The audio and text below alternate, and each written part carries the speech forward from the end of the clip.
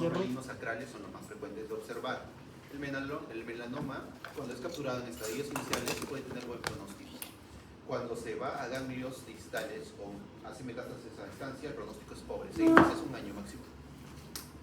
Luego tenemos lesiones premalignas como la exposición solar, que es un daño en la región de la dermis secundario a la exposición solar crónica, y luego tenemos lesiones benignas como por ejemplo la queratosis seborreica, que es una neoplasia frecuente, o los nebus. ¿Ya? Recuerden, si un humano tiene un nebus muy oscuro, irregular, con crecimiento asimétrico y rápido, eso es peligroso y tienen que hacerle la biopsia. Seguimos. Estamos en piel, lengua. Los carcinomas de la lengua, los más frecuentes son los carcinomas escamosos de la lengua. Pueden o no estar relacionados con virus del papiloma humano. Carcinoma escamoso de la lengua. Luego hay todo un espectro de lesiones benignas y también hay lesiones malignas, pero el carcinoma escamoso es lo más frecuente. En la boca también, carcinomas escamosos y displasias de alto grado. ¿Ya? En los labios, queinitis actínica, es una lesión premaligna. Y luego el carcinoma escamoso de la mucosa labial. Seguimos. En el ojo, carcinomas escamosos de la conjuntiva, carcinomas vasocelulares del ojo, retinoblastomas, tumores malignos de la vaina del nervio periférico. Todos son tributarios de enucleación, es decir, sacan el ojo. ¿Qué más? Glándulas salivales. Tumor benigno más frecuente de la parótida, el adenoma pleomorfo. Luego tenemos a los carcinomas. Los carcinomas de las glándulas salivales pueden ser carcinoma de células acinares o adenocarcinomas ductales. Los más frecuentes son los adenocarcinomas ductales de glándulas salivales.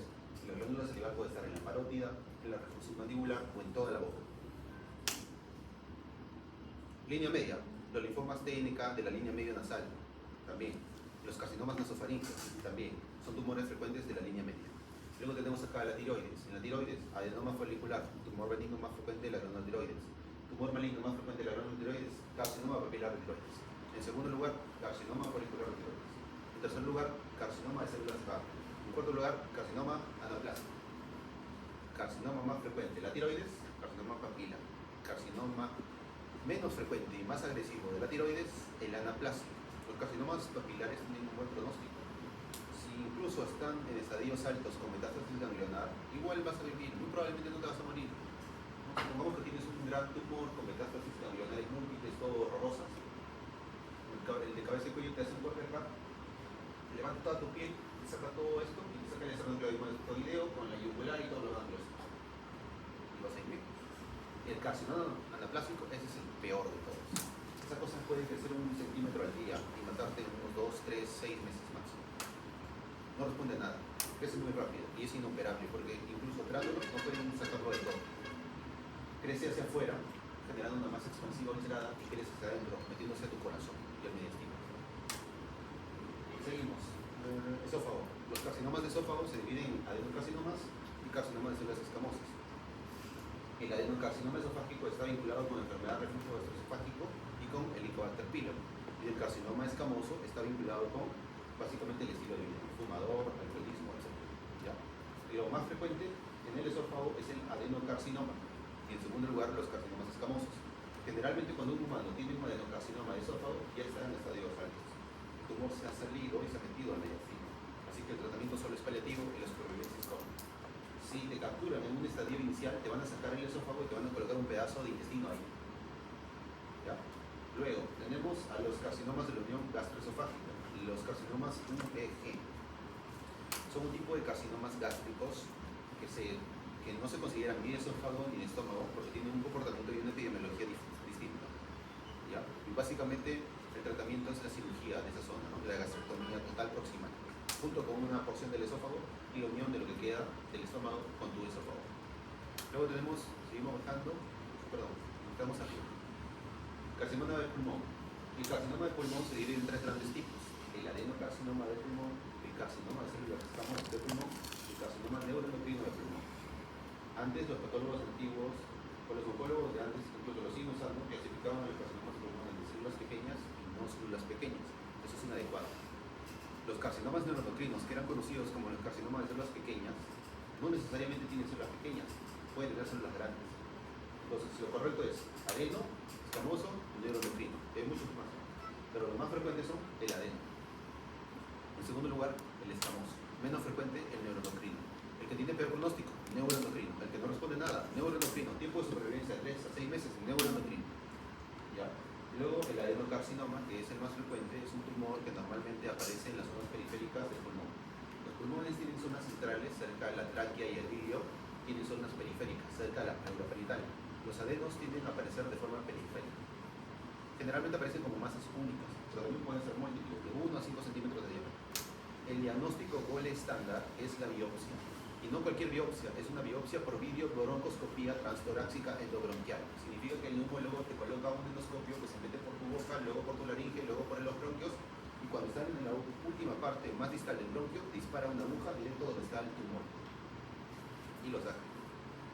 La videobroncoscopía endoscópica transbronquial es el gold estándar diagnóstico, la biopsia. Con la biopsia, el patólogo va a afirmar el diagnóstico, si es adeno, si es carcinoma escamoso, o si es un carcinoma pobremente diferenciado, probablemente células neuroendocrinas. Si no está seguro si es un adeno o un escamoso, va a pedir dos anticuerpos inmunes, TTF1 y p63. El adenocarcinoma es positivo para TTF1 y carcinoma de células escamosas es positivo para p63. Una vez definido que es un adenocarcinoma, el segundo paso es el estudio molecular. Todos los adenocarcinomas, sin falta y de forma obligada, tienen que hacerse estudios moleculares, sí o sí, no negociable. El adenocarcinoma se clasifica de acuerdo a los marcadores moleculares. Los marcadores moleculares que se hacen son el EGFR, que es el receptor del factor de crecimiento epidérmico humano, la ALK, que es la quinasa del linfoma anaplásico, el HER2, que es el receptor del factor de crecimiento epidérmico humano tipo 2, son 4, este es el tipo 2. Luego tenemos al ROS, que es el ROS1 o ROS1, al BRAF, BRAF y al CARAS, al CARAS. Son esos marcadores 5 o 6, se tienen que hacer sí o sí. Prioridad siempre el EGFR. El EGFR no puede faltar en adenocarcinoma de pulmón. Tiene que hacerse sí o sí el EGFR, porque el EGFR positivo es una diana terapéutica y le dan anticuerpos contra el EGFR al tumor y hace que se reduzca de tamaño. Puede el paciente tener un tumor de 10 centímetros en el lóbulo superior, recibir EGFR y en un mes ese tumor ha desaparecido completamente. ¿Ya? El EGFR permite incremento de la supervivencia, pero generalmente los pacientes con cáncer de pulmón tienen un pronóstico de vida variable que va desde 1 a 5 años. ¿Okay?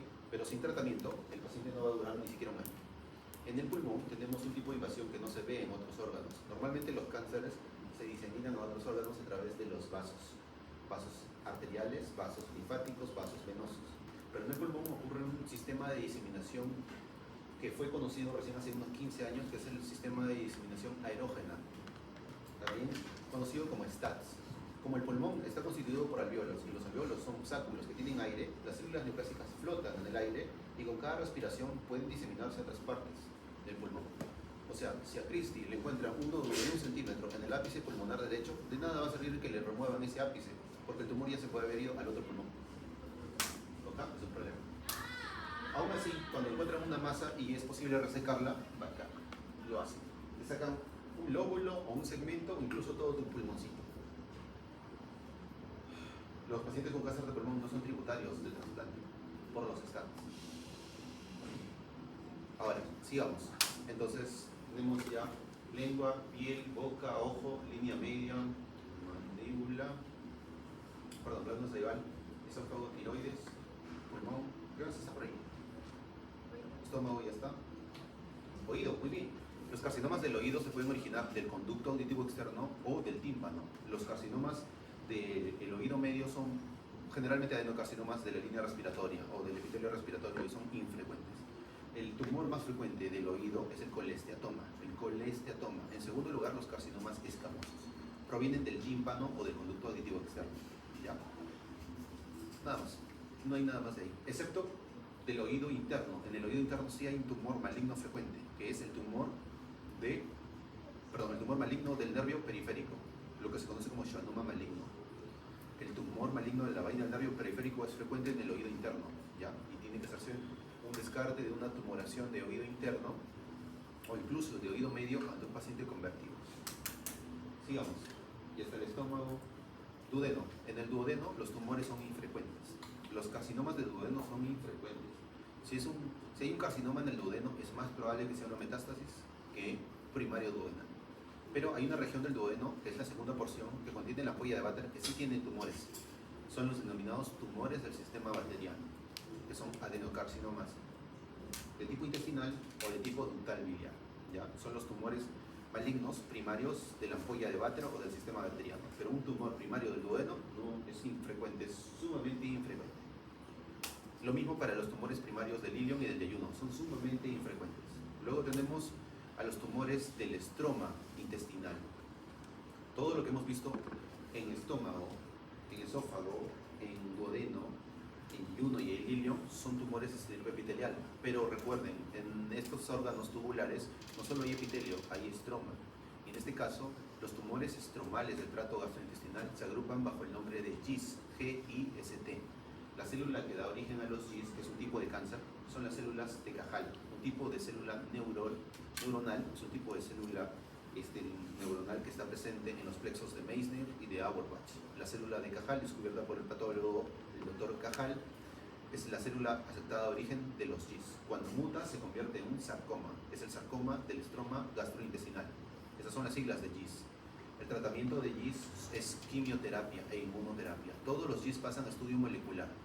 Igual que en pulmón, un GIST se tiene que diagnosticar con estudios moleculares.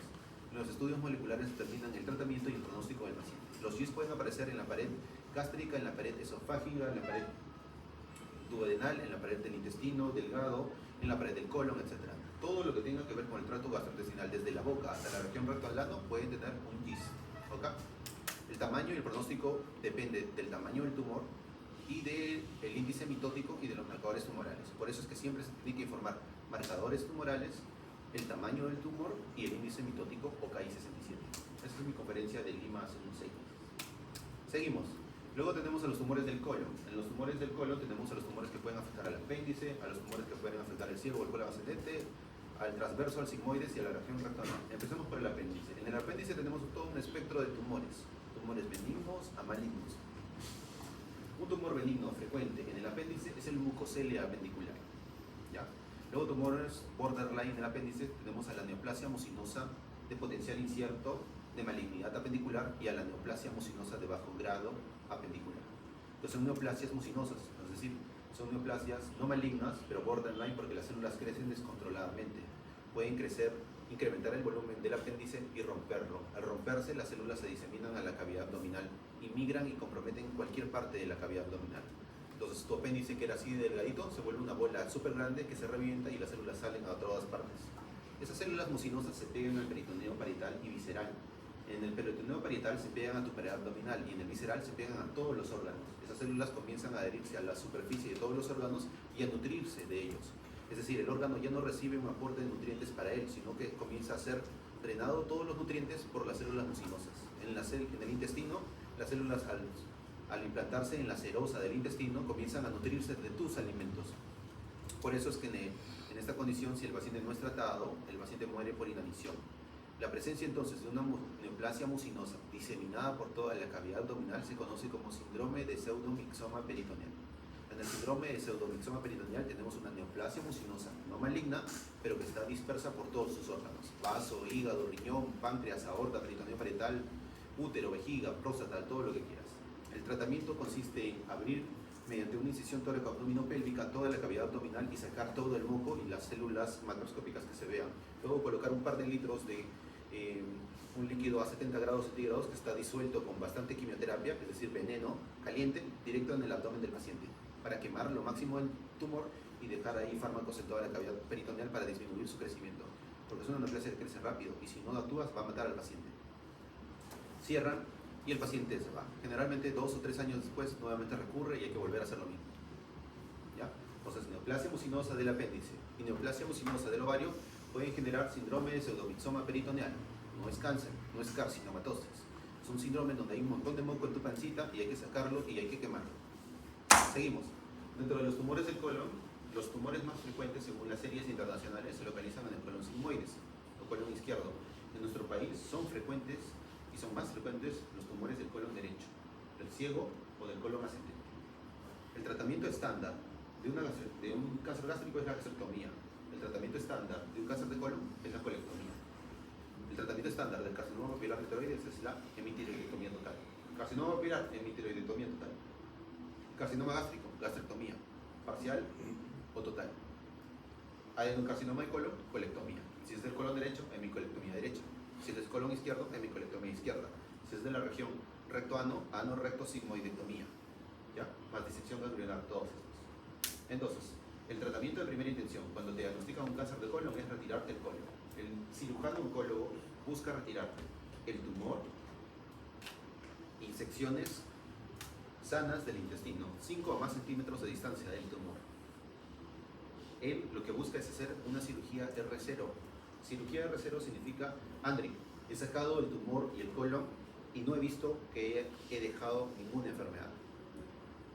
Doctor, microscópicamente los márgenes están libres de tumor. Eso es R0. Macro libre, micro libre. R1, doctor Andri, he sacado el colon. Quiero que vea los márgenes. Márgenes comprometidos, R1. El cirujano saca, no deja nada, patólogo le informa de que sí ha quedado. Eso es R1. R2, Andri, he entrado, todo está pegoteado, no puedo decir nada. He sacado lo que he podido, ha quedado tumor dentro de la paciente.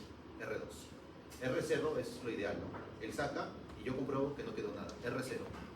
No hay tumor macro ni micro residual. R1. No hay tumor macro, pero micro sí hay. R2. Tumor residual macro y no hay nada que hacer. Entonces, la idea es que el cirujano entre, seccione, primero clampe los vasos arteriales que nutren a esa sección del colon, luego las venas y luego comience a cortar y a sacar con márgenes libres, ya sea el colon derecho, el colon transverso, el recto sigmoides o el sigmoides, ¿ok? Y luego el patólogo se tiene que ver informado a realizar todo el protocolo diagnóstico. El cáncer de colon más frecuente es el adenocarcinoma tubular o el adenocarcinoma moderadamente diferenciado. No es el único, tenemos más carcinomas en el colon, el carcinoma medular, el pobremente diferenciado, el de células en anillo sello, el mucinoso, etc. Esos que les he mencionado son los más frecuentes.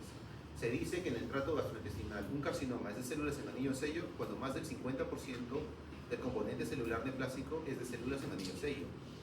En el estómago, más del 50% tiene que ser anillo de sello para que sea un primario de anillo de sello. En el colon, más del 50% de la celularidad debe ser anillos de sello para que sea un carcinoma de colon en anillo de sello. Mucinosos del estómago, más del 50% del tumor debe ser moco. En el colon y lo mismo. Mucinoso y anillo de sello, punto de corte 50%, más del 50% del volumen tumoral, moco, mucinoso, más del 50%, anillo de sello, anillo de sello. Si es menos del 50%, se informa con componente. Es decir, adenocarcinoma de colon con componente de células en anillo de sello quiere decir que menos del 50% del tumor es anillo de sello.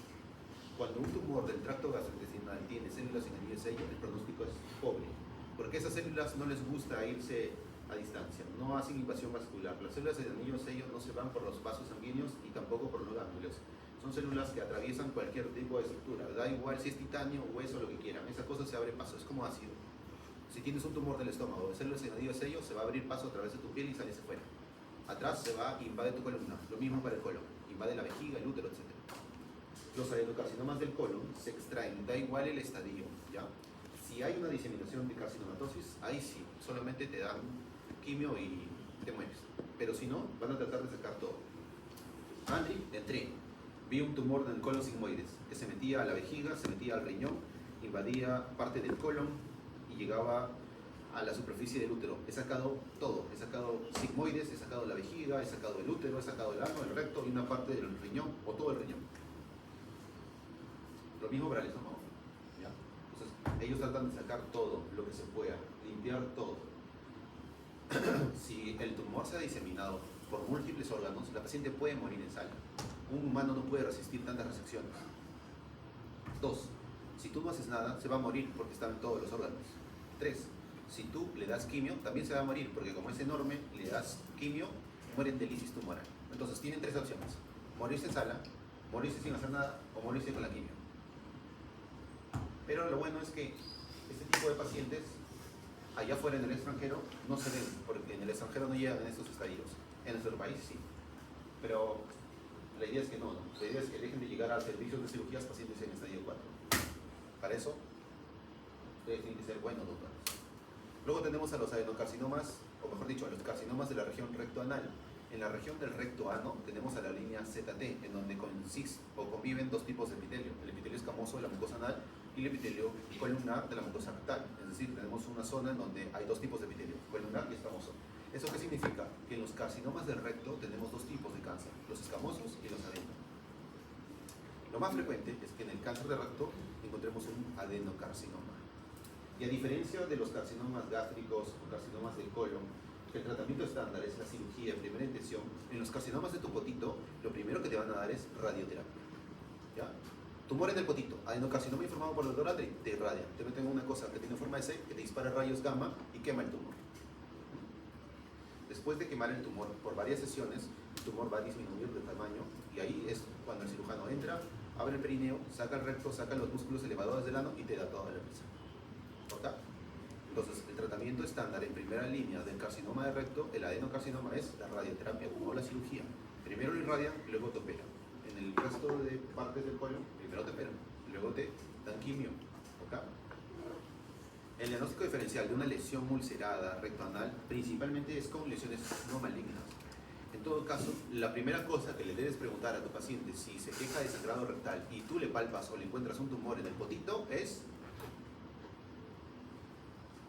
conductas sexuales de riesgo. ¿Ok? Porque la úlcera sifilítica de la región rectal es el diagnóstico diferencial. Es el imitador del adenocarcinoma de recto o del linfoma de recto. Y hay que hacer el diagnóstico diferencial sí o sí. El tratamiento del cáncer de recto es irradiarlo y luego quitarle su potito. El tratamiento de la úlcera sifilítica es penicilina. ¿Se imaginan que te quiten tu potito cuando en realidad tenías sífilis? Ya, entonces ya saben. Pídanle prueba de VIH, pruebas rápidas de sífilis y pregúntenle por sobre todo si es conductas sexuales de riesgo. Y te va a responder lo que quiera, no importa, las pruebas van a hablar por él. Muchos pacientes lo niegan, dicen, no, soy un santo. ¿Ya? Entonces siempre, tumor en el potito, VIH y sífilis, pruebas de VIH y sífilis. Si es positivo, hay que descartar que no sea sífilis. ¿Ok? Uno es oncológico, el otro no. Uno es quirúrgico, el otro no. Muy bien. ¿Otro órgano? Hígado. Estamos hablando del hígado. El hígado es un tumor, es un órgano que tiene dos líneas celulares básicas. Uno, las células biliares del hígado, que como sabrán, la célula biliar, la célula ductular biliar se considera la célula madre del hígado. El hígado tiene capacidad de regeneración. Entonces, la célula madre que da lugar tanto a células biliares como a hepatocitos como a vasos es la célula ductular biliar.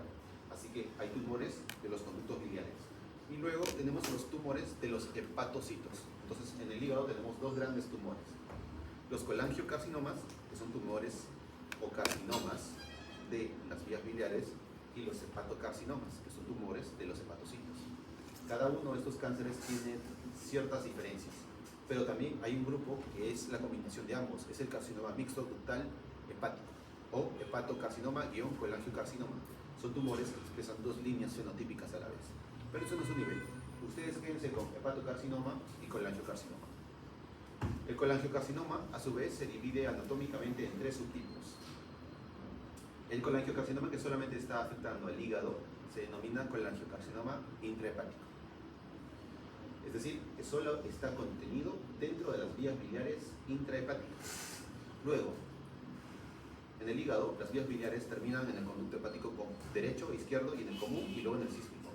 Los colangiocarcinomas que afectan el conducto hepático derecho, el izquierdo, el común y el cístico se denominan colangiocarcinomas iliares, también conocidos como tumores de clase.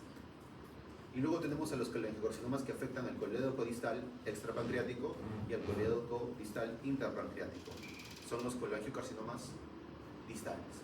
Entonces tenemos colangiocarcinomas intrahepáticos, los colangiocarcinomas iliares, los colangiocarcinomas distales. Esta arbitrariedad en la clasificación se debe a las diferencias clínicas, epidemiológicas y pronósticas en el tratamiento de los pacientes. El colangiocarcinoma más frecuente es el iliar, o también conocido como tumor de clase. Te encuentran un colangiocarcinoma iliar y literalmente te quedan 6 meses de vida. No hay forma. En segundo lugar, tenemos a los colangiocarcinomas distales, a los colangiocarcinomas del colédoco distal. La cirugía es la WIPE, pronóstico de vida variable dependiendo del estadio del paciente, 6 meses, 5 años. Y luego tenemos a los colangiocarcinomas intrahepáticos, que tienen el mejor pronóstico. Te sacan el hígado, te ponen electromana y estás feliz. Entonces tenemos colangiocarcinomas intrahepáticos como los menos frecuentes y los menos agresivos. Y colangiocarcinomas iliares como los más frecuentes y lastimosamente los más agresivos, porque se van a otras estructuras vecinas. ¿Qué cosa hay cerca de los conductos hepáticos derecho e izquierdo? La aorta y la vena cava. Muy bien, eres una genio. ¿Okay? Entonces estos tumores se van a otros lados. Luego tenemos a los hepatocarcinomas. El hepatocarcinoma El factor de riesgo en nuestro país va por el virus de la hepatitis B y C, y también tenemos al alcoholismo, a la cirrosis biliar primaria, a la congelangitis esclerosante primaria y a las enfermedades por depósito y a cualquier otra cosa que inflame el hígado de forma crónica y severa. El hígado tiene capacidad regenerativa, pero si está constantemente inflamado, definitivamente se incrementa la posibilidad de eventos mutagénicos. Como el virus de la hepatitis B y C tiene capacidad de integrar su ADN al ADN del hepatocito, eso es compatible con esconderse del sistema inmune, cronificar y por lo tanto favorecer la aparición de hepatocarcinoma. ¿Ya? De la misma forma, la cirrosis alcohólica o la cirrosis causada por cualquier otro daño hepático crónico también va a favorecer porque se forman nódulos de regeneración que luego mueren y así, hasta que aparezcan hepatocarcinomas. Y los hepatocarcinomas se clasifican según la gradación Edmonstone-Steiner. La mayoría de hepatocarcinomas y de colangiocarcinomas no necesitan biopsia. Son los únicos tumores que se pueden diagnosticar solo clínicamente.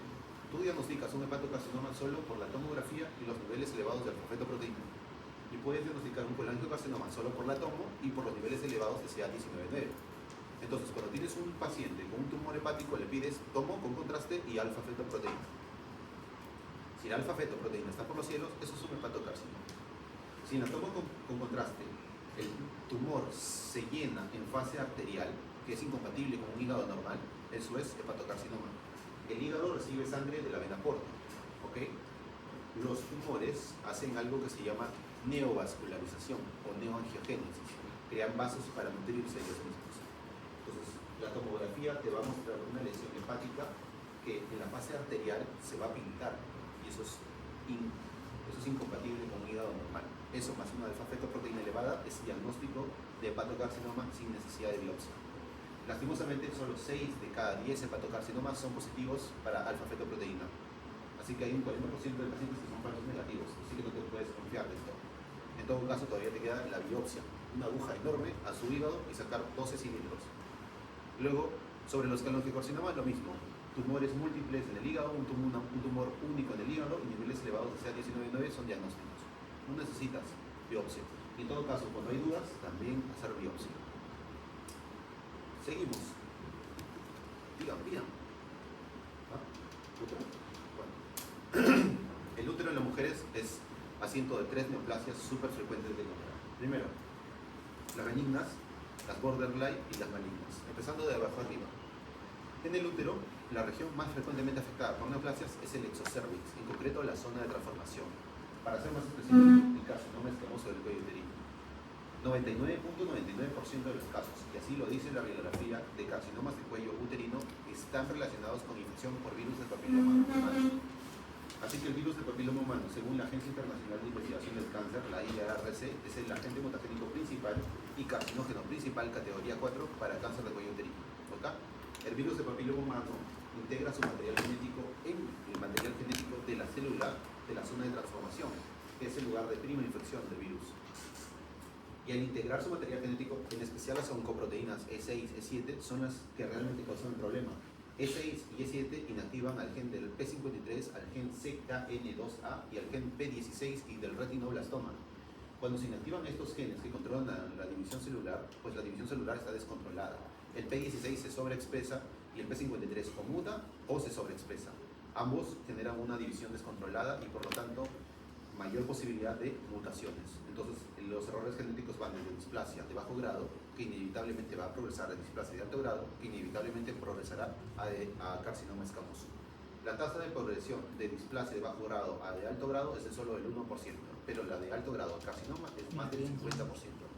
Cuando una mujer es diagnosticada con displasia de bajo grado, tiene un 1% de probabilidad de convertirse en displasia de alto grado. Pero si tiene displasia de alto grado, ahí sí es un problema, porque eso es un predictor súper fuerte de carcinoma escamoso. Entonces, cuando una mujer tiene displasia de alto o bajo grado, es chao, cuello uterino, cono. Y si una mujer tiene carcinoma escamoso del cuello uterino, es chao, útero. El carcinoma escamoso del cuello uterino que invade más de 5 milímetros en profundidad se denomina carcinoma escamoso convencional del cuello uterino. Pero si el carcinoma escamoso apenas invade menos de 5 milímetros en profundidad, se denomina CISCA, que es SISSCA, carcinoma escamoso superficialmente invasivo del cuello uterino. Esta diferencia arbitraria de 5 milímetros como punto de corte de invasión predice que las pacientes que tienen más de 5 milímetros de profundidad de invasión van a tener un 20% de riesgo de metástasis ganglionar pelvic. En las pacientes que tienen menos de 5 milímetros, no. Por eso, cuando una paciente tiene un carcinoma escamoso del cuello uterino y el patólogo informa más de 5 milímetros de invasión, la paciente tiene que ser reoperada para sacarle los ganglios pélvicos. ¿Ya? Si tiene menos de 5 milímetros, no, les dejan los ganglios pélvicos ahí. Y generalmente te operan con una tomografía o una ecografía que te dice cómo está la situación, ¿no? Si el cáncer ha invadido la cúpula vaginal o los tercios superiores de la vagina o los parámetros, estás en un estadio alto y ahí te tienen que sacar todo: útero, ovarios, ganglios obturatrices, ganglios pélvicos y ilíacos. ¿Ok? El pronóstico de vida de las pacientes con cáncer de cuello uterino es bueno. Generalmente, si están en estadios iniciales, es bueno. Incluso el tratamiento es curativo muchas veces. Tiempo de supervivencia libre de enfermedad indefinido. Pero si está en estadios altos, la cosa va mal. Puede ser de 5 años, máximo 10. Luego, en el cuello uterino, hasta ahora hemos hablado de carcinoma escamoso, pero el virus del papiloma humano también es responsable de la aparición de adenocarcinoma endocervical.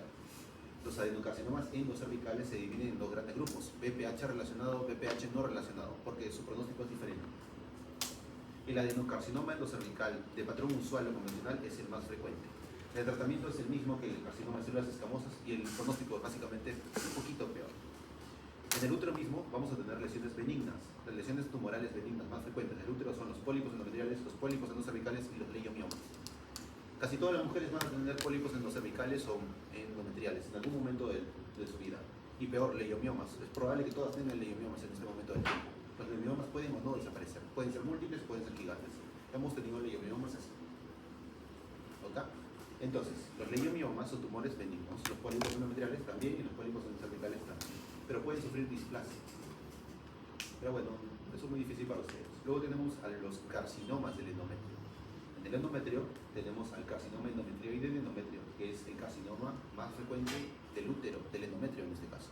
Carcinoma endometrioide de endometrio. Tiene 3 grados histológicos, según la clasificación FIGO, UOMS. Grado 1, buen pronóstico. Grado 2, intermedio. Grado 3, mal pronóstico. Los grados dependen de cuánto componente sólido haya. Si tiene más del 50% de componente sólido, esa cosa es un grado 3. Si tiene menos de 10, grado 1. Carcinoma endometrioide de endometrio hace ilusión a que se parece al endometrio normal, solo que es maligno. Tiene buen pronóstico.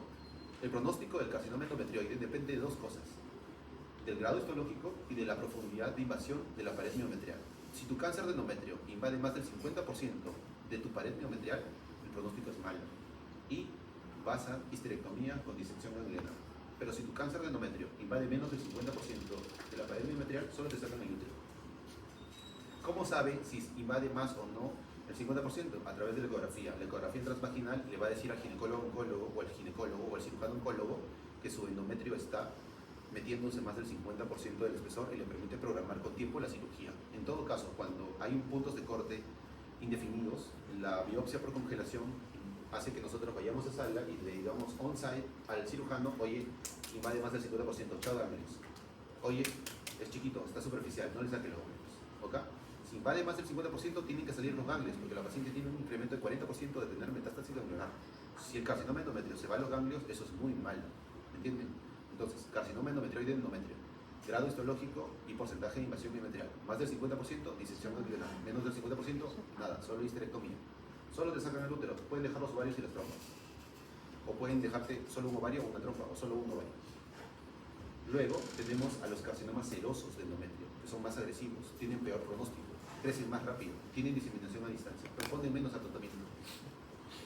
Luego tenemos al carcinoma de células claras de endometrio, características células en hobnail o en cabeza de clavo. Son células claras, tienen un comportamiento también un poquito menos agresivo que el de células claras, pero son menos frecuentes. Y luego tenemos al peor de todos, al carcinoma indiferenciado de endometrio, o sea, al carcinoma que no se sabe de dónde se originó, si es de endometrio, o si es seroso, o de células claras. El carcinoma indiferenciado de endometrio es el más agresivo, el de peor pronóstico, el que no tiene un perfil inmunohistoquímico característico, el que va a ir mal. Y luego tenemos a su versión maligna más mala, pero no se considera carcinoma puro. Es un tumor mixto mülleriano maligno, es decir, esa cosa es un carcinoma y un sarcoma a la vez. El ex conocido como carcinosarcoma del útero. Es un carcinoma que tiene hueso y cartílago ahí en medio. El pronóstico es súper mal. Mientras más líneas de diferenciación tenga, peor va a ir a la paciente. Este tipo de tumores son frecuentes en pacientes jóvenes, pacientes de 22, 23, 26 años. ¿Ya? Luego tenemos a los tumores del estroma miometrial, en este caso del miometrio. Los tumores del miometrio se dividen en benignos, como los leiomiomas, borderline, como los STAM, STUMP, neoplasia maligna de potencial incierto de malignidad. Son básicamente leiomiomas que tienen criterios de malignidad incompletos. Y luego tenemos al leiomiosarcoma uterino, que es el sarcoma más frecuente del útero. ¿Okay? Y luego tenemos al sarcoma del estroma endometrial, que es otro sarcoma frecuente del útero. Y ahí terminamos con el útero, vamos con el ovario. En el ovario tenemos tumores benignos, borderline y malignos. El tumor benigno más frecuente en el ovario, que está presente en el 100% de las mujeres, son los quistes de ovario. Los quistes de ovario se definen como tumoraciones de 1 milímetro a 1 centímetro. 1 milímetro a 1 centímetro. Si mide más de 1 centímetro ya no es un quiste, es un cistoadenoma. Los cistoadenomas pueden medir 1 centímetro, 2, 5, 10, 15, 20, 60, 70, 75, pesar 22 kilos. Son tumoraciones llenas de líquido o de un material mucinoso. Si están llenas de líquido claro como agua mineral, son cistoadenomas serosos. Si están llenas de moquito, son cistoadenomas mucinosos. Luego tenemos a las tumoraciones borderline.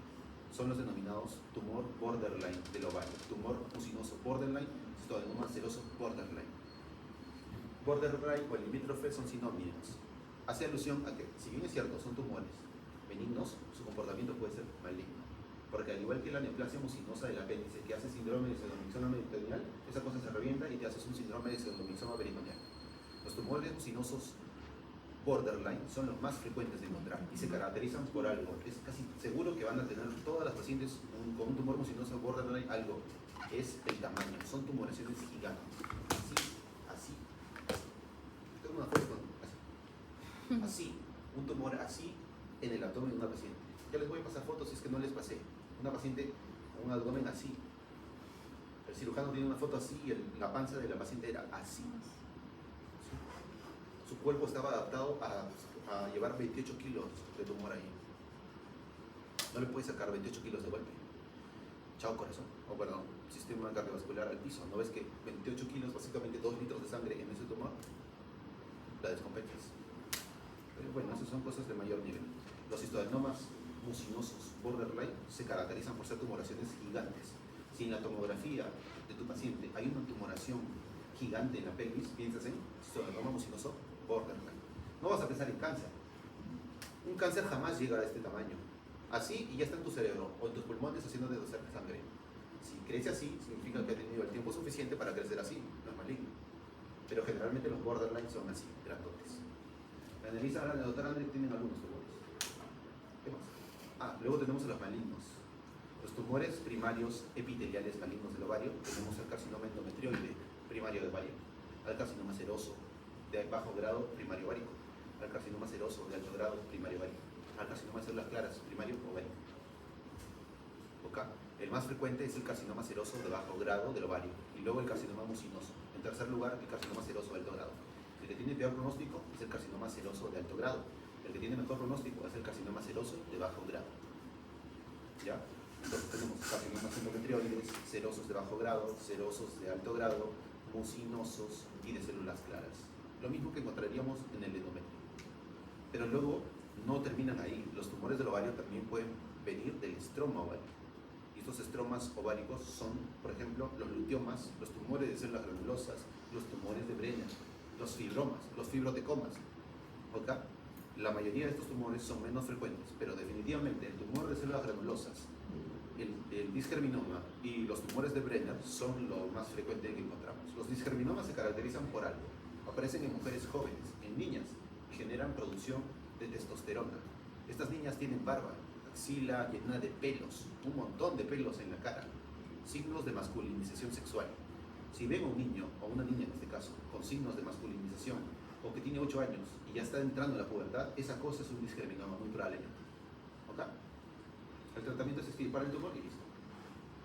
Luego tenemos a los tumores de Brenner, que se clasifican en tumores de Brenner benignos, borderline y malignos. Su mismo nombre te dice que es. Un tumor de Brenner es el clásico tumor de células transicionales del estroma ovárico. Los benignos no tienen nada que variar. Los borderline se comportan de manera aleatoria y los malignos son cáncer. Luego tenemos a los tumores embrionarios del ovario, en donde tenemos al coriocarcinoma, tenemos al Jolsack tumor y tenemos a los seminomas primario ovario y también tenemos al coriocarcinoma y ¿qué más tenemos? Nada más. Esos son los tumores de células germinales. Dentro de ellos también hablamos de los teratomas ováricos. Los teratomas ováricos se clasifican en teratomas maduros e inmaduros. El teratoma ovárico maduro es el clásico tumor que tiene pelos, dientes y cuero cabelludo. El teratoma inmaduro tiene lo mismo, excepto que tiene rosetas neuronales inmaduras. Cuando somos embriones, nuestro cerebro tiene forma de rosetitas. Si aparecen esas rosetas embrionarias en un teratoma, ese teratoma es inmaduro. Es decir, la única diferencia entre un teratoma maduro e inmaduro del ovario son las rosetas embrionarias. Si tiene rosetas embrionarias, eso se cataloga como un cáncer, porque esa cosa se disemina a distancia. Luego tenemos a los tumores ginecológicos vinculados con el embarazo. El embarazo puede dar lugar a errores genéticos y dar lugar a dos cosas: enfermedades trofoblásticas y neoplasias trofoblásticas.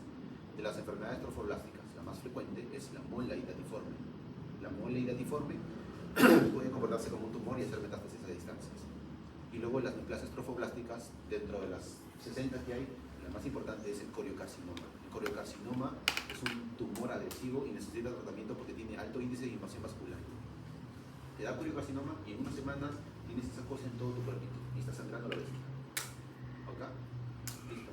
Luego tenemos los tumores del estroma ovárico que no son terminales. En este caso tenemos a los leiomiomas ováricos, a los liposarcomas, a los lipomas y nada más. Wow, las mujeres son todo un mundo, ¿no? Seguimos. ¿Testículo? Testículo. Cuando un humano tiene un tumor testicular, no se biopsia. No hay biopsia core de testículo ni de glándula tiroides. Está prohibido. Si tu paciente tiene un tumor testicular, agarras tu celular, prendes tu flash y haces la prueba de la translucencia. Si la translucencia es positiva, esa cosa es líquido y lo mandas a su casa que se cita con urología. Muy probablemente es un hidrocelo. Segundo, palpas. Palpas con tus dos deditos la región del canal inguinal y haces maniobras de Valsalva o le dices que haga maniobras de Valsalva para poner en evidencia de que no se trate de una hernia inguinoescrotal, que es el diagnóstico diferencial de un tumor testicular. Y si la prueba de translucencia es negativa, si esa cosa es una masa sólida, el paciente pasa ecografía. Y la ecografía te dirá si es un nódulo sólido o sólido líquido. Idealmente, si tiene un tumor, da igual si sea sólido o líquido, ya están programándolo para cirugía. El tratamiento de un tumor testicular o epididymario es la orquiectomía. No hay biopsia. Además, en cirugía oncológica y en oncología hay algo que se denomina emergencia oncológica. Emergencia oncológica quiere decir que el paciente con cáncer se va a morir en 24 o 48 horas si no haces nada. Pero tiene una pequeña excepción y es justamente los varones. Si un varón tiene un tumor testicular, eso es una emergencia oncológica.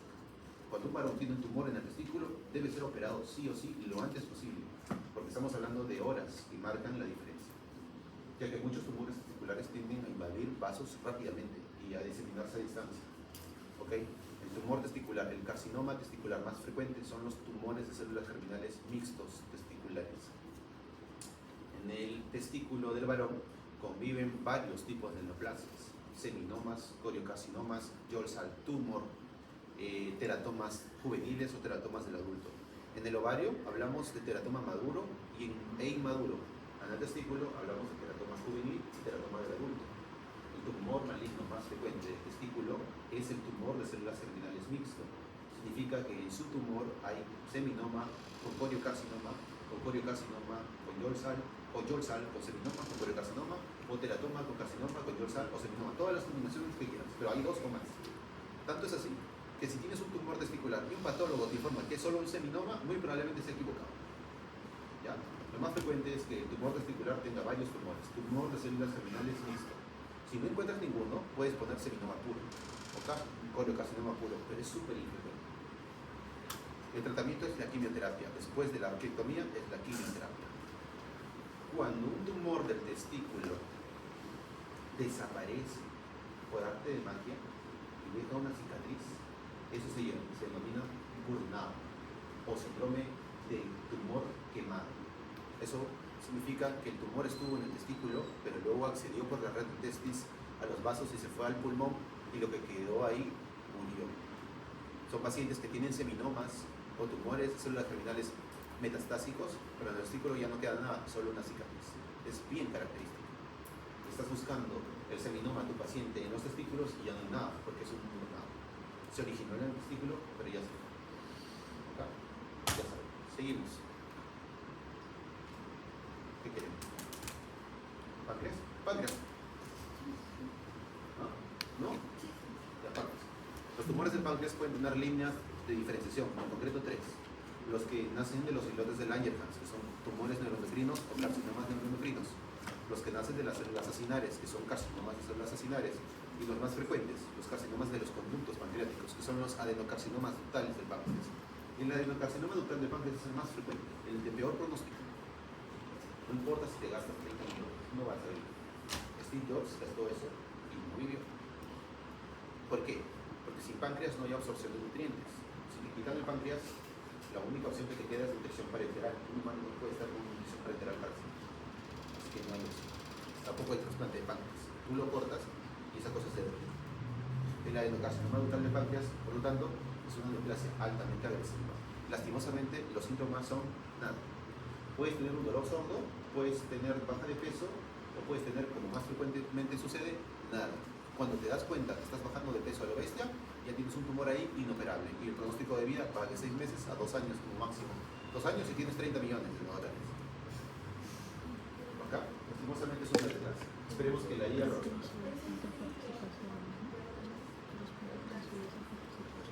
Sí, está dentro de los peores, definitivamente. ¿Qué más? Hola, no vamos. Soy como un cólogo. A ver, ¿qué? ¿Mamá? ¿No dije mamá? No. Ups. Carcinomas de mama. Definitivamente ocupan el segundo lugar en incidencia de carcinoma del mundo. En Perú, cuello uterino, mama. ¿Ok? El carcinoma de mama más frecuente es el carcinoma NST de la mama. El carcinoma NST son las siglas de no special type, significa de ningún tipo especial. La mayoría de pacientes con carcinoma NST son de origen ductal. La unidad mamaria tiene lobulillos mamarios, también conocidos como acinos, y tiene conductos. El carcinoma que se origina de los conductos es el ductal y más frecuentemente es el NST. Luego tenemos a los lobuliares. El carcinoma NST de la mama es infiltrante, pero los carcinomas de la mama también pueden ser in situ. Son los carcinomas ductales in situ. Hay carcinoma ductal in situ y carcinoma lobuliar in situ. El pronóstico de los carcinomas lobuliares in situ es muy bueno, así que ni se cuenta. Si te encuentran un lobuliar in situ, es más riesgoso cruzar la pista, pero el ductal sí. El ductal in situ tiene varios tipos: el comedo, el cribiforme, el micropapilar, el sólido, dentro de los cuales el más agresivo es el comedo. ¿Ya? El carcinoma infiltrante de la mama tiene grados. El grado histológico con el sistema Nottingham es el que se utiliza actualmente. Pero más importante que el grado histológico es la clasificación inmunohistoquímica. Cuando te hacen el diagnóstico de un cáncer de mama, después de que el patólogo informa que es cáncer, pasa a estudios de inmunohistoquímica sí o sí. Se utiliza el RE, que es el receptor de estrógeno, el RP, receptor de progesterona, el HER2, que es el receptor del factor de crecimiento epidérmico humano tipo 2, y el KI67 o MIB1, MIB1. Con esos 4, tú le puedes agregar 2 más, que son el CK56 y el 3422. Pero generalmente los 4 se utilizan para hacer lo que se denomina clasificación molecular del cáncer de mama, que no es una clasificación molecular, pero se le conoce así. ¿Okay? La clasificación molecular con inmunohistoquímica clasifica los cánceres de mama en 4 subtipos. Bueno, en realidad son 6, pero los 4 principales son luminal A, luminal B, triple negativo y sobreexpresión del HER. El que tiene mejor pronóstico, luminal A. Menor pronóstico, luminal B. Menor pronóstico, sobreexpresión del HER. Peor pronóstico, triple negativo. Entonces, luminal A es mejor que el B. B es mejor que el sobreexpresión del HER. Y sobreexpresión del HER es mejor que el triple negativo. Lo más triste es que tengas un triple negativo. ¿Por qué? Porque tienes menos opciones terapéuticas. Cuando una mujer tiene cáncer de mama, tiene 5 opciones terapéuticas. 1. Hormonoterapia. Como los cánceres de mama pueden alimentarse de los estrógenos producidos por los ovarios, los oncólogos suprimen la producción de estrógenos por los ovarios. Utilizan medicamentos que suprimen la producción de estrógenos de todo tipo, como por ejemplo el tamoxifeno. Entonces significa que al tener menor producción de estrógenos en sangre, el tumor tiene menos estímulo para crecer. Hormonoterapia, una de las terapias para el cáncer de mama. La siguiente, quimioterapia. La quimioterapia, como cualquier quimioterapia, utiliza agentes alquilantes, es decir, que detienen el ciclo celular, cisplatino, etc. La cosa es que detienen la replicación, pero eso es muy específico. La tercera opción que tienen es la radioterapia. El radiooncólogo sienta a la paciente y dispara un rayo láser que tiene precisión de milímetros directo al tumor para disminuir su tamaño. La radiación gamma genera mutaciones dentro de las células neoplásicas que las hacen morir. Estimula la apoptosis y disminuye el tamaño tumoral. La cuarta opción terapéutica que tiene la paciente es la inmunoterapia, es decir, utilizar anticuerpos que vayan directo a antígenos. ¿Qué antígeno? El HER2 y el PDL1. Por eso es que se hace HER2, para utilizar pertuzumab. Son anticuerpos que se van y neutralizan a los receptores del factor de crecimiento epidérmico. El HER2 es un receptor del factor de crecimiento epidérmico. Normalmente una célula normal de nuestro cuerpo tiene aproximadamente de 100 a 200 receptores de factor de crecimiento epidérmico humano tipo 2. Una célula normal tiene 200 HER2 en su membrana. Una célula de cáncer de mama HER2 positiva tiene más de 2 millones. Así que utilizar anticuerpos para neutralizar sus receptores hace que la célula no tenga estímulos del factor de crecimiento epidérmico y por lo tanto no tenga estímulo para duplicarse o hacer mitosis. Por eso la inmunoterapia anti-HER2 es excelente. El PDL1 es una molécula, como les expliqué, que permite a las células esconderse del sistema inmune. Ellas presentan les presentan PD1 al receptor de PDL1 y de esa forma inhiben su muerte por linfocitos natural killer. Si tú logras con anticuerpos inutilizar su PD1, pues bacán, permites y facilitas que los linfocitos las maten. Eso es inmunoterapia. Y la quinta opción terapéutica para las pacientes con cáncer de mama es la cirugía. Antes, hace 30 años, la cirugía consistía en una mastectomía radical. Básicamente sacaban la mama con el músculo pectoral mayor. Luego los estudios demostraron que era un método muy agresivo. Ellos hacían eso porque hay mujeres que tienen parénquima mamario intramuscular, pero son pocas. Así que decidieron hacer la mastectomía radical modificada, que es sacar la mama, pero sin el músculo pectoral. Pero luego se dieron cuenta que era demasiado agresivo, así que plantearon la tumorectomía con disección ganglionar. O sea, sacar ya no toda la mama, sino el cuadrante de la mama enfermo con los ganglios. Pero luego se dieron cuenta que es muy agresivo, así que sacaban solo el tumor y los ganglios centinela. Y también se dieron cuenta que es muy agresivo, así que ya no sacan nada. Primero te dan quimio neoadyuvante. Si tienes un cáncer de mama, primero te van a dar quimio y luego te sacan el tumor. La neoadyuvancia ha demostrado ser mejor para el carcinoma infiltrante de la mama. Tienes cáncer de mama, no te van a operar, primero te van a dar quimio. ¿Ok? El tratamiento del cáncer de mama, entonces es estas 5 armas terapéuticas, incluida la cirugía. Después de tu quimio, cirugía. Después de la cirugía, más quimio. Idealmente, desde que una mujer se encuentra un tumorcito de la mama hasta que lo operan, deben pasar 7 días máximo. En nuestro país, la ruta diagnóstica, ¿cuánto creen que es? Según Roche, en su proceso de investigación, la ruta promedio diagnóstica desde que una mujer en Ayacucho se palpa un tumor de la mama hasta que por fin le dan la primera gota de la quimio son 18 meses. Aquí en Chiclayo es en promedio 6 a 8 meses. Así estamos.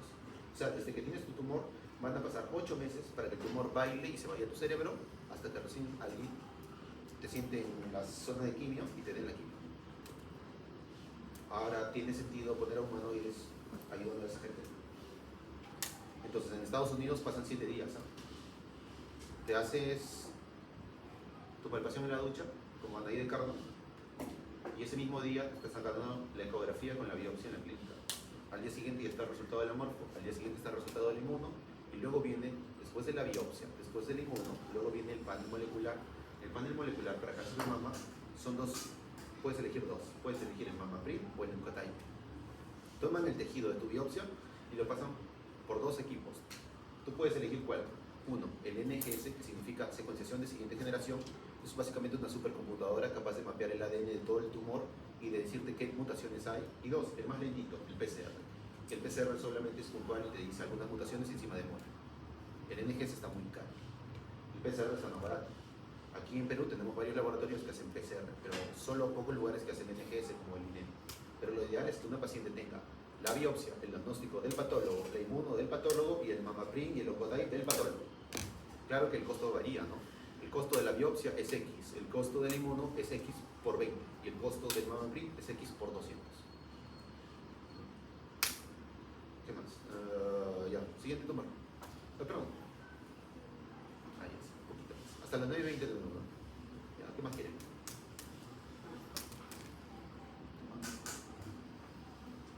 Vesícula biliar falta. Falta estos sarcomas. Falta linfomas.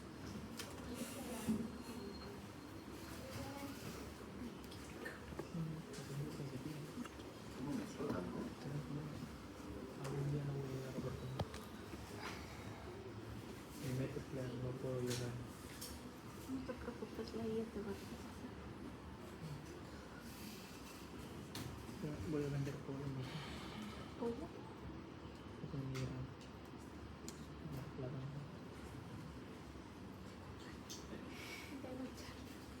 linfopoyeta.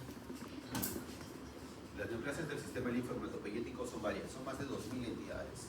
En patología y todo cambia, incluido la clasificación de linfomas.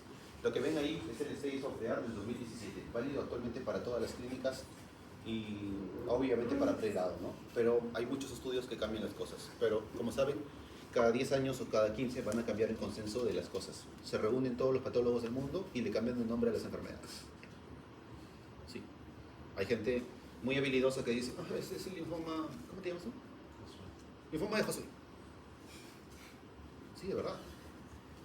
Entonces, yo utilizo esta gráfica que está presente en el libro de la OMS, clasificación de los tumores del sistema linfoide, que está en el Telegram, que yo les he pasado, es un libro PDF, y ahí está el número de la página. Ya está, aprovecho. Esto yo lo utilizo tradicionalmente porque creo que es la forma más eficiente de explicarle a los alumnos, porque al contrario no tienen ni idea de dónde están parados, ¿ya? Así que no se preocupen. Primero, como sabrán, la médula ósea es el lugar de asentamiento y de nacimiento de todas las líneas de diferenciación celular.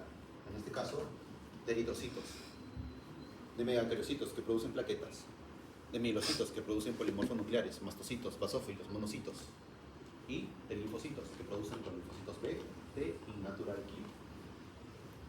Entonces tenemos células progenitoras linfoides que se van a dividir en dos líneas, las T y las B. Las T salen de la médula ósea y se van al timo, donde maduran los linfocitos T. Y las B se quedan en la médula ósea. Los linfocitos NAI B maduran en células PB y luego en células más maduras que luego salen de la médula ósea y se desplazan al ganglio linfático. Llegan al ganglio linfático por el seno subcapsular y su objetivo final es llegar a la zona del centro germinal. Para que tengan una idea, este es Josué en el útero de su mami, Josué en primaria, Josué repitiendo primaria, Josué en secundaria, Josué repitiendo secundaria, Josué en la pre de la CIPAM, y aquí está en la CIPAM. En el centro germinal es en donde el linfocito aprende a reconocer lo propio de lo ajeno. Es donde ocurre la autotolerancia y la maduración, la división de clases de las cadenas pesadas de inmunoglobulinas y la preparación para su digievolución a centrocito de célula plasmática. La última línea de diferenciación de los linfocitos B es la célula plasmática, es la célula efectora. Es una célula que produce anticuerpos. Los 5 productores son los 5 anticuerpos, que dependen de la codificación de los genes 17Q y P del cromosoma 13, que van a dar lugar a las cadenas pesadas y ligeras de inmunoglobulinas, que van a fijar finalmente a las inmunoglobulinas monoméricas pentaméricas. Entonces, esta es la última etapa de diferenciación. Todo este esquema hecho por estos genios de la patología está aquí por una razón, y es que en cada uno de estos sistemas de maduración hay división celular. Cuando hay división celular, ¿qué pasa con el ADN? Se replica. Para que el ADN se replica, el ADN se tiene que romper. Tiene que pasar una ADN polimerasa y tiene que replicar. Ese proceso es sumamente delicado porque si no se hace correctamente se forman, ¿qué cosa? Mutaciones. Las mutaciones pueden ser delecciones, supresiones, translocaciones, aberraciones. ¿Entienden? Es decir, al momento mismo en que una célula se divide, se pueden generar errores genéticos. Y son más de 60 pasos de maduración que hay. Es decir, que si ustedes no tienen linfoma, en cada uno de los 60 eventos de maduración, ustedes están sanitos. Y eso es bueno, te quiero. Pero, si ocurren mutaciones genéticas en cualquiera de estos eventos, se van a producir los linfomas y las leucemias. Si las mutaciones ocurren en células inmaduras de la médula ósea, hablamos de leucemias y linfomas linfoblásticos. Blasto es inmaduro, cito es maduro. Cuando escuches de leucemia linfoblástica, estás diciendo que tienes una clona de células inmaduras. Si es un linfoma linfoblástico, es un linfoma de células inmaduras. Blástico, médula. Linfoma, leucemia. Por ejemplo, la leucemia / linfoma linfoblástico de células B es básicamente la misma entidad. Aunque molecularmente son distintas, es básicamente lo mismo. Una leucemia linfoblástica es diferente de un linfoma linfoblástico básicamente por cómo se expresa. Las leucemias se expresan en sangre. Número normal de linfocitos en la sangre de 200 a 500 por milímetro cúbico. En un paciente con leucemia tienen 2 millones. Entonces, la expresión en sangre, leucemia. Pero si esa cosa se expresa más en ganglios, en tejidos, linfoma. ¿Ok? Leucemia linfoblástica aguda, presente frecuentemente en dos grupos etarios. Recién nacidos a lactantes y presentes a partir de los 60 años. Entonces, todos los linfomas y leucemias que nacen de células plásticas se denominan linfoblásticos, inmaduros. Y todos los que se originaron a nivel ganglionar son maduros. Leucemia linfocítica, linfoma linfoblástico. Leucemia linfocítica, linfoma linfocítico. Leucemia linfoblástica, linfoma linfoblástico. A su vez, los linfomas se clasifican de acuerdo al tipo de célula que tienen. En general son dos grandes tipos, los linfomas de Hodgkin y los linfomas no Hodgkin. Lo más frecuente son los linfomas no Hodgkin, son de 200 a 500 veces más frecuentes. Por cada un linfoma de Hodgkin pueden haber 500 no Hodgkin. Nosotros al año diagnosticamos 5 o 6 Hodgkin y más de 400 no Hodgkin. Eso también se extrapola para cualquier institución oncológica de nuestro país. Los no Hodgkin son los más frecuentes. A su vez, los linfomas no Hodgkin se clasifican en de células B y de células T. Es 20 veces más frecuente encontrar un linfoma B que un T. Así que si un paciente tiene linfoma, es frecuente que sea no Hodgkin, el cual el más frecuente es el B. Muy bien. Dentro de los más de 2000 tipos de linfomas que hay, las estrellas coreanas, los Blackpink de los linfomas, son estos. El más frecuente de encontrar es el linfoma B difuso de células grandes. El linfoma más frecuente del humano, es el linfoma más frecuente. Puede aparecer en cualquier parte de tu cuerpo, en tu ojo, en tu páncreas, en tu músculo, en tu pierna, en tu dedo, en tu piel, en el riñón, en el vaso, en tu ganglio, ¿ok? En el pene, en la vagina, en el útero, en el cerebro. Es el linfoma más frecuente. No solo eso, muchos de sus hermanos linfomas tienen como última etapa de agresividad, por ejemplo, el linfoma de células del manto, que se origina en la capa de células del manto del ganglio, tiene una variante, que es la variante blástica del linfoma de células del manto, que se considera básicamente un linfoma difuso de células grandes. El linfoma folicular, que se origina de los centros foliculares, tiene 3 grados, 1, 2 y 3. El grado 3 a su vez se divide en 3A y 3B. El grado 3B se considera, a efectos prácticos, un linfoma B difuso de células grandes. El linfoma mal, por ejemplo, el linfoma mal gástrico, que está vinculado con el Helicobacter pylori, es básicamente un linfoma que cuando es agresivo se convierte en B difuso. Es decir, muchos linfomas evolucionan en agresividad y se convierten al linfoma B difuso. Por eso el linfoma B difuso es el más frecuente. ¿Ok? Luego tenemos a los siguientes en frecuencia: el folicular, el manto y el mal. Los mal pueden ser primarios de zona marginal, extranodal, del vaso o gastrointestinal. Luego tenemos a Burkitt. El doctor Burkitt era un cirujano norteamericano que decide viajar al África. En África comienza a servir a los pueblos y comienza a notar que muchos niños de África de entre 7 a 12 años presentaban tumoraciones mandibulares grandes que deformaban la encía y el rostro. El doctor se sorprende y comienza a documentar los casos, comienza a acumularlos y a darle seguimiento. El doctor, cuando acumula más de 100 casos, decide publicar sus hallazgos y él lo publica en la revista como el osteosarcoma de células de Burkitt. Luego dos patólogos genios, en esa época del tiempo, antes de los 80, cuando ni siquiera había inmuno, se dieron cuenta que no era un osteosarcoma, sino un linfoma. Y desde ahí se reconoció como el linfoma de Burkitt, uno de los linfomas más agresivos que hay, es de rápido crecimiento. Después del B difuso, esta cosa supera esto. Hay 3 variantes del linfoma de Burkitt. El linfoma de Burkitt endémico, porque aparece en personas del África, aunque no necesariamente.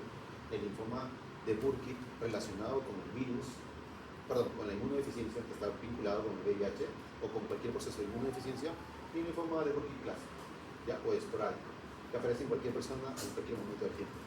Al igual que el virus, que el linfoma B difuso de células grandes, el linfoma de Burkitt puede aparecer en cualquier lugar de tu cuerpo, tracto gastrointestinal, piel, hueso, mandíbula, en cualquier lugar. Su característica es la alta velocidad de crecimiento celular. Normalmente una neoplasia es agresiva cuando tiene una velocidad de crecimiento celular del 16, del 20, 25%. El linfoma B difuso de células grandes es agresivo porque tiene velocidades y tasas de crecimiento del 80%. Pero el Burkitt es el único tumor conocido por el hombre cuya tasa de velocidad de crecimiento es del 99%. Significa que de 100 células, 99 están exitosas. Esta cosa crece rapidísimo. Y crece tan rápido que también muere muy rápido. Al morir, las células dejan espacios en blanco que son fagocitados por macrófagos, entonces tenemos un montón de células neoplásicas y huecos. Eso hace que esta cosa tenga un aspecto morfológico característico que es el patrón del cielo estrellado, el Star Sky clásico del linfoma de Burkitt. Hay patrones morfológicos característicos en cada uno de estos elementos, ¿no? Y que son utilizados o que eran utilizados por los patólogos para decir qué tipo de linfoma es. Pero actualmente el diagnóstico de linfomas no es morfológico. El diagnóstico de linfoma sí o sí es inmunohistoquímico y molecular. No se puede diagnosticar linfomas solo con cómo me parece en el microscopio o en el escáner. Se tiene que hacer sí o sí inmuno y molecular. ¿Okay? Los linfomas B difusos en los grandes hay más de 60 tipos de estas cositas. Y todos son molecularmente distintos. Hay linfomas que responden bien al tratamiento y otros que no. Le contaba a mis alumnos, y yo tengo pacientes con linfoma B difusos que están súper mal, han bajado de peso, tienen fiebre en las noches, y otros que al contrario me dicen, pero ¿cómo tengo linfoma? ¿Estás seguro? Si he sacado más músculos, ¿cómo partido el otro día? ¿Entienden? Entonces los pacientes ameritan sí o sí estudios moleculares para saber cuál de todos los hermanitos de linfoma es y cuándo te vas a morir. Porque el pronóstico de esta cosa es ominoso, no tiene cura. Se habla de tiempo libre de supervivencia de la enfermedad. El tiempo de supervivencia libre de la enfermedad de los linfomas B difusos depende del estadio y va desde los 6 meses hasta los 5 años. Luego tenemos a las neoplasias de células plasmáticas, que son las neoplasias postcentrogerminales. Precentrogerminal, centrogerminal, postcentrogerminal. Postcentrogerminal, maduro. Los B difusos pueden ser centrogerminales o postcentrogerminales, jamás precentrogerminales. Los linfomas de Hodgkin con las células red de Stenberg son centrogerminales. Entonces, las neoplasias que se originan de las células plasmáticas en general se denominan mielomas. Un mieloma es la neoplasia ósea primaria más frecuente del humano. En segundo lugar, osteosarcoma. Pero los mielomas en realidad son un gran espectro de neoplasias que van desde lesiones buenas, borderline y malas. Por ejemplo, la presencia de un grupo de células plasmáticas localizada en solo una parte de tu cuerpito se denomina plasmocitoma. Un tumor compuesto exclusivamente por células plasmáticas. Deciden acumularse y estar ahí. Dios sabe para qué. Luego tenemos a las gammatopatías monoclonales de significado indeterminado. Sus siglas son MCUS. Una gammapatía monoclonal de significado indeterminado consiste en un pequeño grupo de células plasmáticas pero que están produciendo un montón de anticuerpos a la vez. Producen un montón de anticuerpos. El paciente tiene una gammapatía monoclonal que puede causar síntomas de exceso de anticuerpos en su cuerpo. Luego tenemos la versión maligna, que es el mieloma múltiple, que es en realidad una verdadera leucemia, pero en este caso de células maduras, ¿no? Es un verdadero tumor que está compuesto de células plasmáticas. Los plasmocitomas pueden aparecer en cualquier lugar del cuerpo y los mielomas están en todo tu cuerpo. Por definición son neoplasias sistémicas. ¿Mucha información? ¿Sucedió la verdad?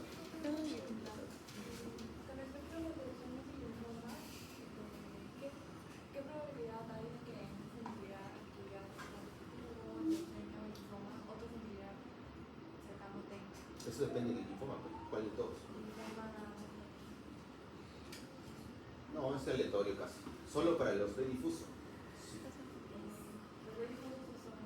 Sí, puede haber una predisposición genética al B difuso. También al folicular, pero generalmente es aleatorio. En general, el evento mutagénico es aleatorio. Solo las leucemias sí tienen mayor riesgo de, en este caso, dependiendo de los alelos, si son recesivos o dominantes, de presentarse de forma familiar. Bueno, los linfomas de Hodgkin. Tenemos dos tipos de linfoma de Hodgkin, clásicos y no clásicos. Los linfomas de Hodgkin no clásicos son menos frecuentes, los de Hodgkin clásicos son los más frecuentes.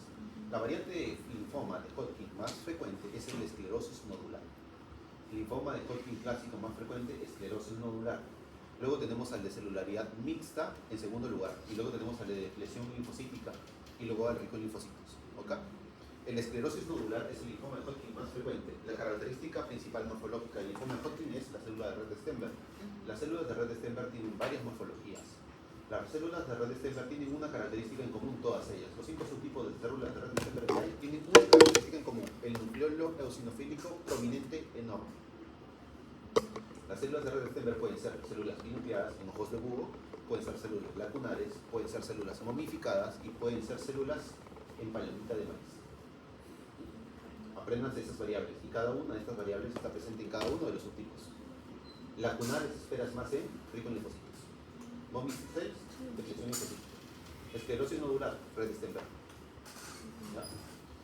Las células de Hodgkin o de red Stenberg tienen dos marcadores de inmunohistoquímica sumamente característicos, el CD15 y CD30. Son casi el 100% de las veces CD15 positivas y casi el 80% de las veces CD30 positivas. Los patólogos utilizan CD15 y CD30 para probar de que lo que están viendo es un linfoma de Hodgkin. Además, en el linfoma de Hodgkin hay una célula que es característica y es el eosinófilo. Imagínense que toda esta mesa es un ganglio y cada uno de los puntitos es una célula. En los linfomas de Hodgkin solo habrían 30 de estas células de Hodgkin y el resto son células normales. Es el único tumor en donde la población neoplásica es ridículamente pequeña. Un paciente con linfoma de Hodgkin puede tener solo 30 células neoplásicas y un montón de ganglios tomados. El linfoma de Hodgkin siempre se va a acompañar de linfocitos normales. Le encanta tener linfocitos normales cerca. Es como una enorme abeja reina con millones de abejas a su servicio. Entonces tenemos a la célula de Hodgkin que coexiste con un montón de células normales. El ganglio puede ser así y en realidad solo puede haber 5 células de Hodgkin. Por eso es difícil diagnosticarlo, se puede omitir. Así que los patólogos utilizan el microambiente para ponerlo en evidencia. Si tienes un ganglio enorme con bastantes eosinófilos, eso te indica que puede haber un Hodgkin, porque los eosinófilos producen factores que estimulan el crecimiento de las células de Hodgkin. ¿Entienden? El único linfoma cuya población celular es menos del 0.001% de todo el volumen celular es el linfoma de Hodgkin. A diferencia de los otros linfomas no Hodgkin, que la población celular es toda neoplásica, todos los puntitos serían clones. En el linfoma de Hodgkin no, apenas 1 o 2 células en todo un ganglio. Pueden haber 10 trillones de células y 20 células de Hodgkin neoplásicas. También es por eso que los algoritmos de IA para diagnosticar linfoma de Hodgkin lo hacen o lo tienen sencillo, porque para un algoritmo de edición artificial filtrar todo y encontrar cosas escasas es súper fácil. ¿Ya? Ya saben, CD15 y CD30. A su vez, todas estas neoplasias tienen un perfil inmunohistoquímico que normalmente hago que aprendan. Los marcadores de inmunohistoquímica de los linfomas, CD3, CD20, BCL2, BCL10, CD5, ciclina D1, no soy mal. Doctor, una pregunta ayer. Un paciente con linfoma de Hodgkin, ¿cómo se va a presentar? La mayor parte de los pacientes van a tener los denominados síntomas B, pero eso es muy aleatorio. Es todo un espectro desde no tiene nada hasta fiebre, malestar, baja de peso, cansancio, astenia o simplemente pérdida de apetito o cambios de humor. Dependiendo de la localización del órgano también pueden haber síntomas. Si está en el estómago, síntomas de gastritis. Si está en el cerebro, convulsiones, epilepsia, alucinaciones, delirio. Si está en el hígado, insuficiencia simpática. Si está en la pierna, un tumor o un chupo en la pierna. Es variable. ¿Y en el Hodgkin es igual? No, en el no Hodgkin es más variable todavía. Un paciente con linfoma no Hodgkin puede tener no ningún tumor, no ningún síntoma, o puede tener síntomas de alguna otra enfermedad que engañe al clínico. En general, el único síntoma de un paciente con linfoma Hodgkin que es clásico y es equivalente es la presencia de una adenopatía. ¿Algo más? Busqué un hematólogo. Muy bien, mis niños, me voy. Fue un placer.